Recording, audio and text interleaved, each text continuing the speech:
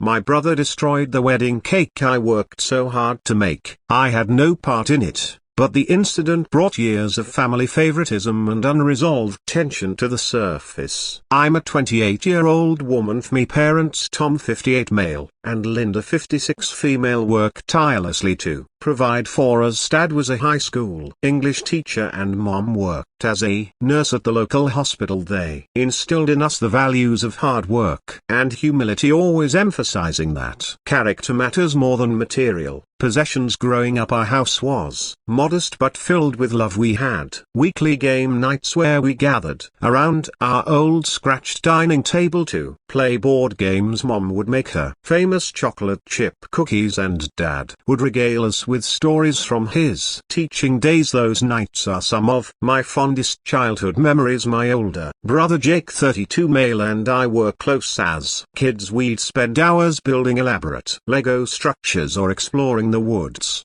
behind our house. Jake was always there, leader in our adventures, his imagination running wild as he created fantastical stories about the magical creatures inhabiting our backyard. Things started to change when Jake entered high school. He was always bright, but in his freshman year he really started to excel academically. His teachers praised his intelligence and he began to win awards in various academic competitions. I was proud of him, but I also felt a growing shadow as Jake's achievements began to overshadow my own average performance. The real turning point came when Jake was offered a scholarship to Meadowbrook Academy, an elite private high school in the nearby city. It was a prestigious opportunity, one that our parents couldn't pass up. Despite the financial strain of additional expenses not covered by the scholarship, they took on extra shifts and cut back on expenses to make it work. From the moment Jake started at Meadowbrook, it was like he entered a different world. He made friends with kids from wealthy families, started using words we'd never heard before, and began to show disdain for our modest lifestyle. The first time he brought home a friend from school, I overheard him apologizing for our quaint house. I remember feeling a mix of embarrassment and anger. This was our home, the place where we'd made so many happy memories. As Jake's high school years progressed, the divide between us grew wider. He rarely joined our family game nights anymore, always claiming he had too much homework or plans with his new friends. When he did join us, he'd make snide comments about how provincial our traditions were. It hurt to see their brother I once idolized turning into someone I barely recognized. Despite their changes in Jake, our parents continued to praise his every achievement. They proudly told anyone who'd listen about Jake's perfect grades, his position as captain of the debate team, and their prestigious universities that were already showing interest in him. Meanwhile, my solidly average grades and participation in the school choir barely seemed to register. I tried not to be resentful, throwing myself into my own interests. I joined the school's baking club and discovered a passion for creating delicious treats. The kitchen became my sanctuary, a place where I could express myself and feel proud of my accomplishments. Mom would sometimes join me, and those moments in the kitchen became our special bonding time. After high school, Jake got into an Ivy League university on the East Coast. The day his acceptance letter arrived, our parents threw a big celebration. They invited the whole extended family, and Jake basked in the attention. I remember standing in the corner of our living room watching as relatives fawned over Jake, feeling invisible. I stayed local for college, attending the state university just an hour's drive from home. I worked part-time at a local bakery to help pay for my education and to contribute to our household. Jake rarely came home during his college years, always claiming he was too busy with internships or networking events. When he did visit, he'd regale us with stories of his important connections and the luxurious lifestyle of his college friends. After college, Jake landed a job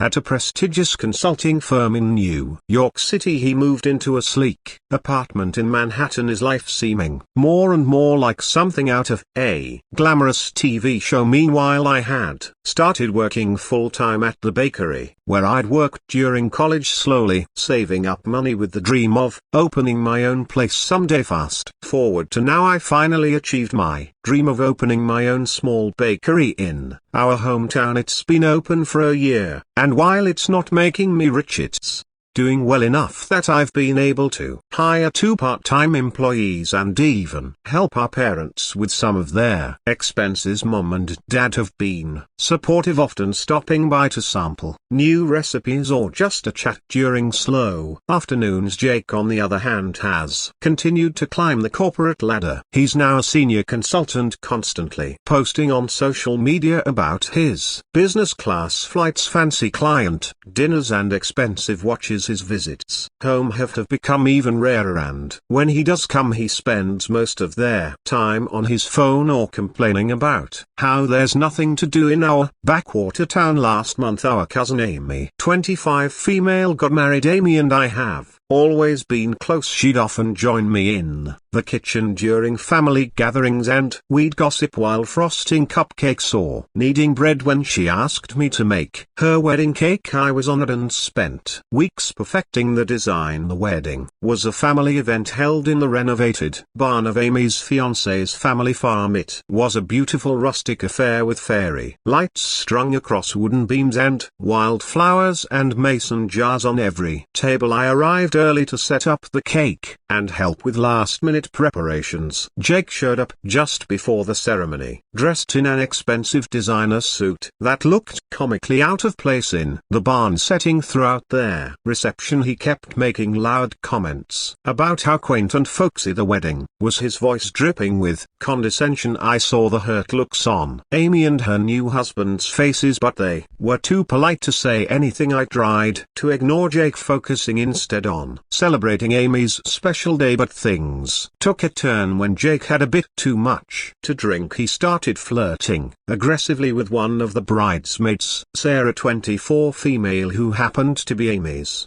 best friend since childhood. Sarah was clearly uncomfortable, trying to politely excuse herself, but Jake wouldn't take the hint. At one point, Jake stumbled and spilled his red wine all over his expensive white dress shirt and suit jacket. He started making a scene, loudly complaining about how much the suit cost and demanding that someone clean it for him. People were staring, and I could see Amy looking upset on what was supposed to be her perfect day. Part of me wanted to help Jake to save him from embarrassing himself further and ruining Amy's wedding, but another part of me felt like he deserved to face their consequences of his actions for once, so I stayed where I was, pretending not to notice the commotion. Things escalated when Jake tried to approach Sarah again. He tripped over his own feet and fell face first into the wedding cake, their 3-tiered masterpiece. I had spent weeks perfecting. The entire room went silent. Jake was covered in cake and frosting, looking at absolutely ridiculous in his ruined designer suit. He looked around the room, his eyes landing on me. I could see the silent plea for help in his eyes, a glimpse of the brother I used to know peeking through his drunken haze, but I turned away, leaving him to deal with the mess he created. Our parents rushed to Jake's aid, helping him up and quickly ushering him out of the reception hall. I stayed behind to help Amy and her new husband salvage what was left of their wedding celebration. We managed to save their bottom tier of the cake, and Amy was gracious enough to laugh off their incident, saying it would make for a memorable wedding story. But as I watched Amy cut into what remained of the cake I had poured my heart into, I couldn't help but feel a mix of emotions: anger at Jake for his behavior, guilt for not helping him, and a deep sadness for how far apart we'd grown. Am I for not helping my brother in his moment of humiliation, even though he's been insufferable for years? Should I have put aside my resentment and stepped in to help him, or was it right to let him face the consequences of his actions for once? Update 1: It's been about a month since Amy's wedding, and a lot has happened. I thought I'd update you all on their situation with Jake and how things have unfolded in our family. The day after the wedding, I woke up to a barrage of angry texts from Jake. He accused me of abandoning him and making him look like a fool. Some of his messages were barely coherent, a mix of drunken typos and bitter accusations I didn't respond to any of them, deciding it was better to let him cool off before attempting any kind of conversation. Later that day I received a call from our parents. Mom was in tears and Dad voice was tight with disappointment. They berated me for not helping Jake, saying I should have put aside my feelings and helped my brother in his time of need. I tried to explain my side of the story, but they were too focused on Jake's embarrassment to listen. The call ended with Mom sobbing and Dad telling me I needed to apologize to Jake. I spent the next few days in a fog of conflicting emotions. On one hand, I felt guilty for not helping Jake. Despite everything, he was still my brother. On the other hand, I was angry at Jake for his behavior, angry at my parents for always taking his side, and angry at myself for still caring what they thought. A week after the wedding, our grandmother Nan Rose, 75, female, invited the whole family for Sunday dinner. Nan Rose has always been the matriarch of our family, the voice of reason in any dispute. She lives in their old farmhouse where my dad grew up, a place that's always felt more like home to me than our own house. I was hesitant to go knowing Jake would be there, but I couldn't say no to Nana Rose. As I drove up the winding driveway to Nana's house, I was transported back to childhood summers spent running through her vegetable garden, helping her make strawberry jam and listening to her stories about our family's history. Nana Rose was the one who first taught me to bake, patiently guiding my small hands as we kneaded bread dough together. There, dinner started off tense. Jake wouldn't look at me and our parents were giving me the cold shoulder, but Nana Rose, bless her heart, wasn't having any of it. After the main course, her famous pot roast that always reminds me of cozy Sunday dinners, she cleared her throat and addressed the elephant in the room. Now I've heard about what happened at Amy's wedding. She began, her voice firm but kind, and I think it's high time we had a family discussion about respect and humility. What followed was an hour-long conversation where Nana Rose methodically broke down the issues in our family dynamic. She talked about how Jake's behavior had been enabled for years, how our parents' favoritism had created a rift between siblings, and how my resentment had built up over time. She reminded us of the values our grandpa, who had passed away 5 years ago, had always tried to instill in us. Grandpa had been a farmer, a man of few words but profound wisdom. He used to say, "A family is like a garden, you reap what you sow, and if you don't tend to all the plants equally, some will wither while others overgrow." To my surprise, Jake didn't interrupt or try to defend himself. He sat there looking more humble than I'd seen him in years. When Nana Rose finished speaking, Jake did something I never expected. He apologized. "I'm sorry," he said, his voice barely above a whisper. "I've been a real jerk, haven't I?" The room was silent for a moment before I found my voice. "Yeah, you have," I replied, but without their anger I'd been carrying for so long. Jake went on to explain that the wedding incident wasn't the only thing that had happened recently. He'd lost his job at the consulting firm. Apparently his behavior at work had been just as arrogant as it was with family, and his boss had had enough. He admitted that he'd been overcompensating at their wedding, trying to maintain the illusion of success. As Jake spoke, I began to see my brother again, not the arrogant, condescending man he'd become, but their vulnerable, uncertain person underneath.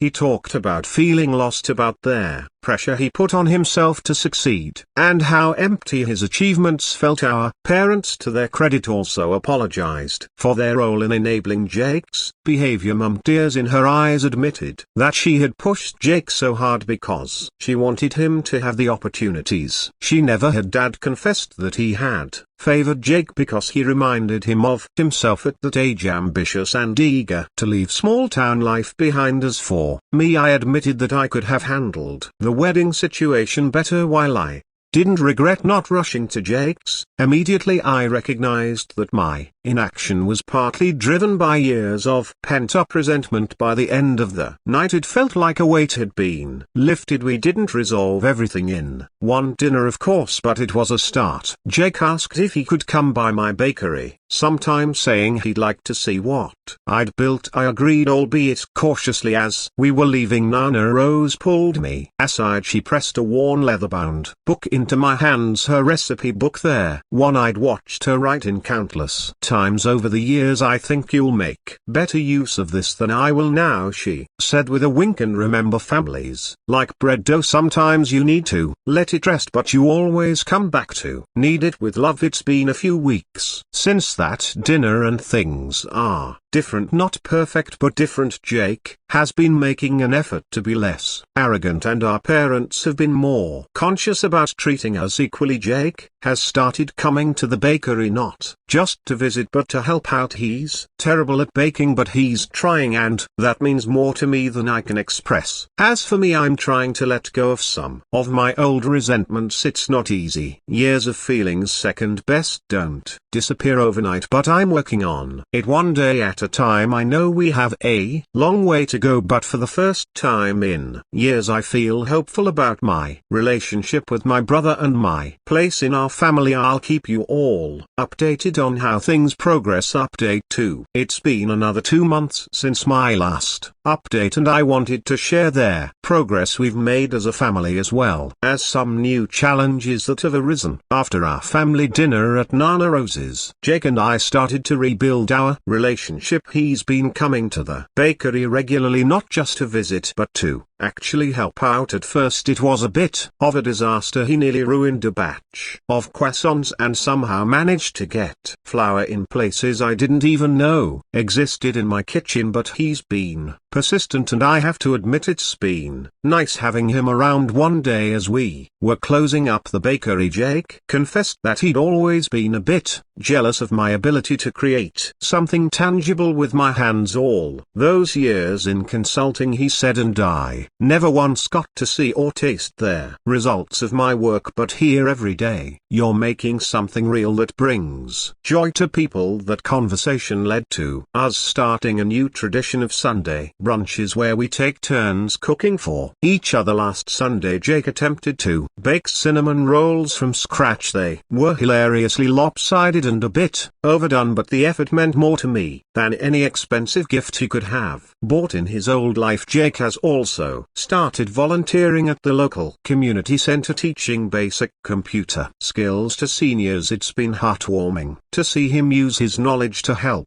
others without any expectation of praise or reward. He told me that working with the seniors has given him a new perspective on what's truly important in life. Our parents have been making efforts too. Mom has started showing more interest in my bakery, even asking for baking lessons. Dad, who was always a bit distant, has been making an effort to connect with both of us equally. He's been helping me with some business planning for the bakery and has been brainstorming ideas with Jake for potential new career paths. However, just as things were improving between us, a new problem arose. Our parents, particularly our mom, seemed to be struggling with the shift in family dynamics. About a month ago we had another family dinner, this time at our parents' house. Jake and I arrived together, chatting amiably about a funny incident that had happened at my bakery, involving a mix-up between salt and sugar and a batch of cookies. The moment we walked in I could sense something was off with Mom. She seemed tense, her smile